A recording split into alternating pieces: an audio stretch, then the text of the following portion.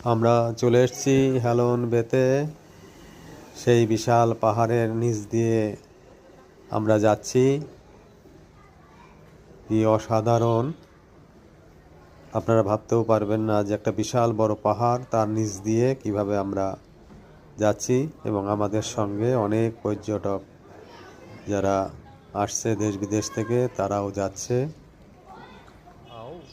অসাধারণ! কি ভালো রে, কি ভালো।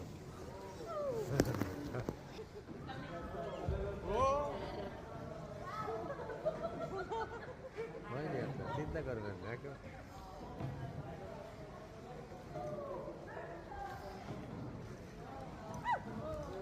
ওরা ইচ্ছা করে করছে, মানে ঢেউ নাই তো, শোনো ঢেউ নাই তো, ওরা ইচ্ছা করে এগুলো করছে। হ্যাঁ।